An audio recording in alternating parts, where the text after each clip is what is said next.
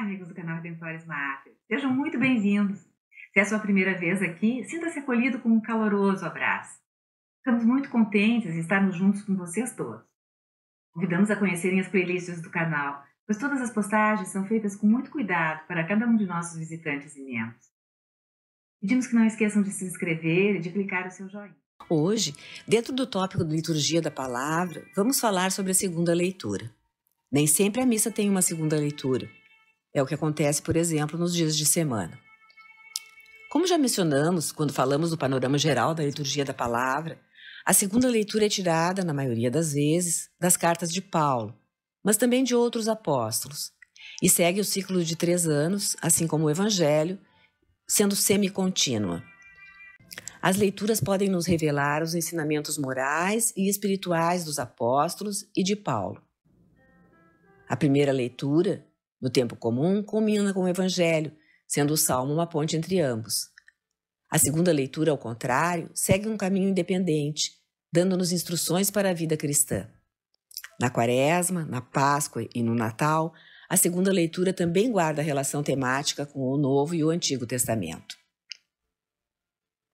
Os apóstolos, e Paulo de modo especial, oferecem aos batizados, aos membros da nova aliança, explicações sobre sua maneira de caminhar em Cristo. Como deve viver o cristão que é membro do corpo de Cristo. A segunda leitura se torna particularmente importante porque foi escrita principalmente nas cartas de Paulo para os pagãos convertidos, para não-judeus, enquanto nos evangelhos a maior parte do que ouvimos Jesus falar, ou no Antigo Testamento, foi dirigida a judeus.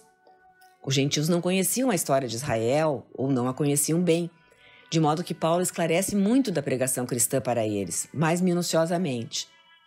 Paulo escreveu muito porque, como não podia estar em todos os lugares, e ao final, inclusive, esteve na prisão, comunicava-se com as comunidades que tinha fundado por cartas, epístolas, e até mesmo recomendava que fossem lidas na assembleia, na igreja, como vemos na carta aos Colossenses no capítulo 4. Isso nos mostra que os cristãos da igreja primitiva liam as escrituras na assembleia litúrgica, como menciona São Justino ao imperador romano Antonino Pio em 155 d.C. Assim, havia uma destinação mais ampla, podemos dizer universal, na intenção de Paulo, ainda que ele escrevesse para uma determinada comunidade.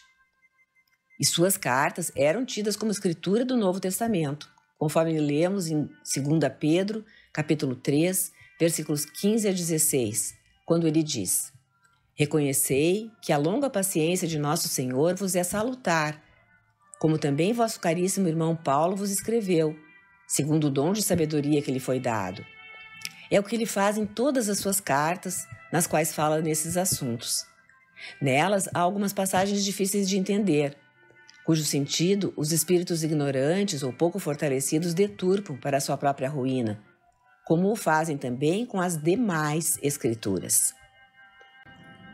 Portanto, Pedro está explicando que as cartas de Paulo são como as demais escrituras, são palavra de Deus. E como a segunda leitura é tratada na tradição da Igreja? Um escrito cristão muito antigo, chamado Constituições Apostólicas, que é uma coleção de 4 volumes com documentos litúrgicos da Igreja primitiva, associadas ao IV século, fala na leitura das cartas de Paulo. Consta ali que o leitor, de pé, em um lugar mais alto, lê Moisés, Josué, Juízes, Reis, Crônicas, assim como Jó, Salomão, os profetas, ou seja, livros do Antigo Testamento. Depois de 2 leituras, uma outra pessoa canta os Salmos de Davi e a Assembleia responde cantando um refrão. A seguir há uma leitura dos Atos dos Apóstolos e das cartas que Paulo escreveu às igrejas sob o impulso do Espírito Santo. Então, um presbítero ou diácono faz a leitura de um dos evangelhos. Embora às vezes anteriormente a isso pudesse ter sido lida parte da vida de um santo, ou a carta de um bispo, ou mesmo o escrito de um papa, o Papa Gregório Magno cortou essa prática, porque não era da tradição apostólica.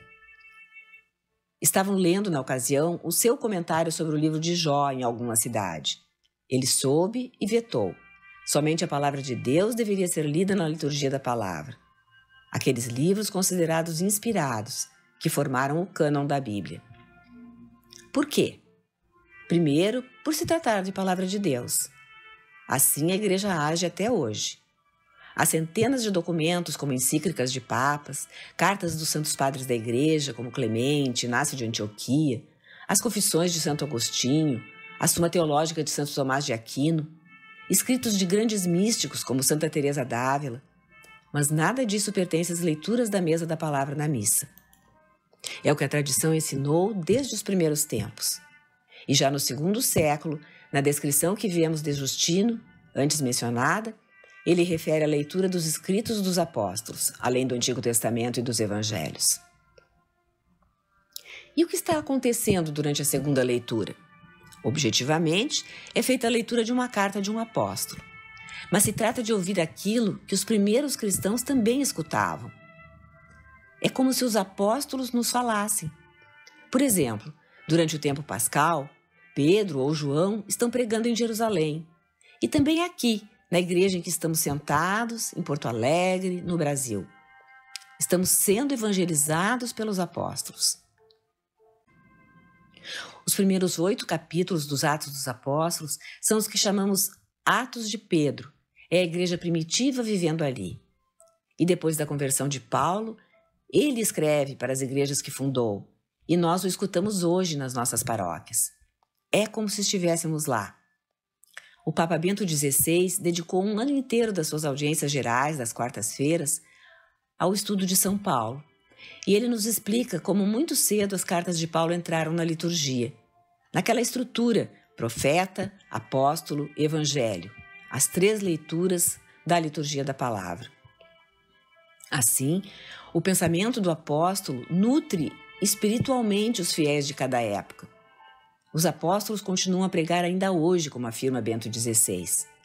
As cartas ainda estão trazendo Jesus até os confins da terra, através da liturgia da igreja.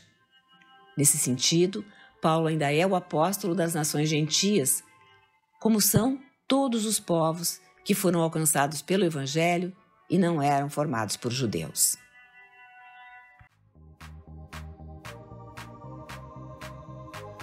Obrigada por terem acompanhado essa postagem. Se gostaram, cliquem em seu like, inscrevam-se no canal e acionem o sininho para serem notificados de novas publicações.